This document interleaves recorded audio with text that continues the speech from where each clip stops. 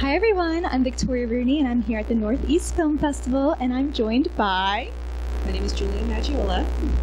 And I'm Keaton. Amazing, thank you guys for chatting with me. So I first want to hear about your project and about the roles you guys have in it. Well, we are here with Method Madness, which is a short film that we're really excited to have here. I was one of the co-producers with Keaton, and I'm also in it with Keaton. And she actually wrote it, so I'll let her tell you a little bit more about it. Yeah. Yeah, so Method Madness is a short film about a young woman who is seeking revenge for the death of her sister. And she meets a strange young woman along her journey, and she has to make a choice between between a means to an end and her morals. It's a morally gray tale of revenge.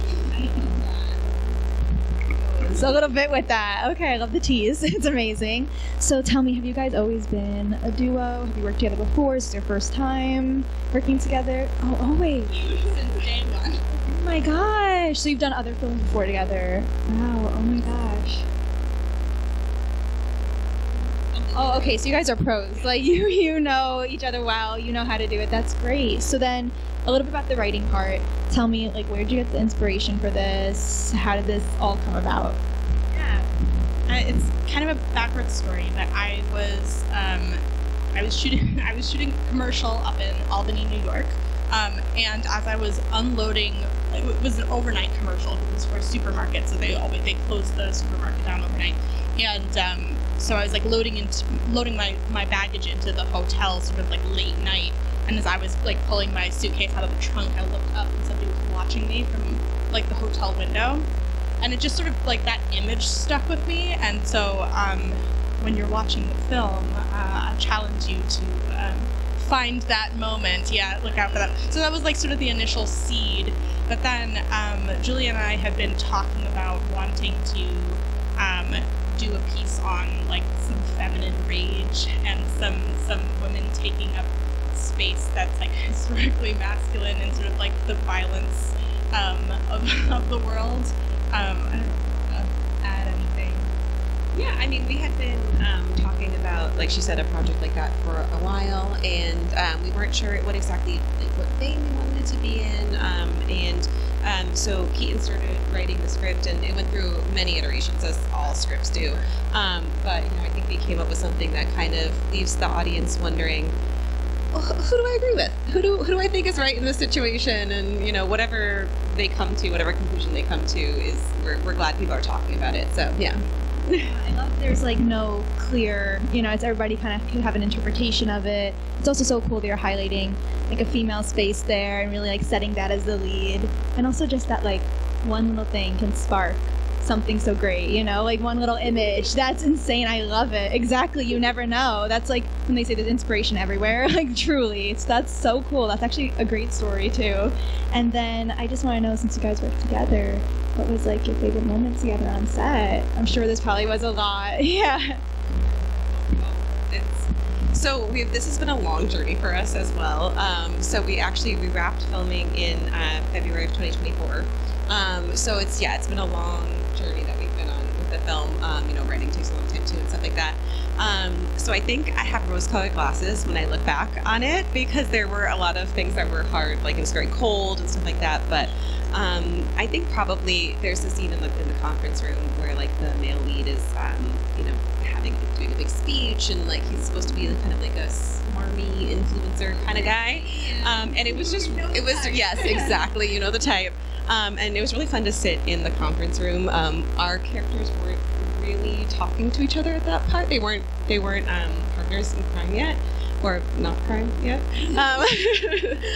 So it was kind of fun to be like on opposite sides of the room, but seeing our vision come to life in that way. So that was one of my favorite parts of filming. Did you? Yeah, I I think that's a great example. It was a really cool moment because that scene is sort of happening in the conference room, and so we had like an incredible turnout from the community to join us for the background artists. And so it was this really cool like movie magic moment where everybody from the community came and to support the film and yeah, I'm trying to think, like, it's always really fun to, when you're wearing, like, multiple hats on a project, getting to see, like, your partner, like, switch in and out of, like, so, like, Julia going from, like, okay, we have to get people fed, producer hat, to, to, like, sitting in the makeup chair and, like, getting touch-ups and going over lines is always just such a joy to watch this one work. She's so talented, and, yeah, it's a pleasure.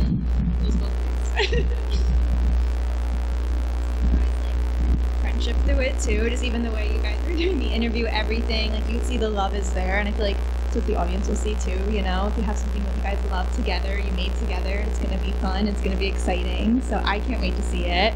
But where can we follow along with it? Do you guys have socials? Does the movie have a social? Honestly, you can follow the production company. Is called Squeaky Wheel Entertainment, and so you can find us at squeakywheelentertainment.com or on Instagram at Squeaky Wheel Entertainment. So we just kind of keep it all the same. You can find out about this project, Method of Madness. You can find out about all the other projects we've done, and anything we're associated with and stuff like that. So yeah. That everybody can see it. Yeah, amazing. Love it. Now it's like, we know that's it. Perfect. And then I always love to end with this question. So what do you guys hope that the audience will take away from your film? I think Keaton touched on it a little bit, but I really hope that the audience thinks about what's behind a powerful man.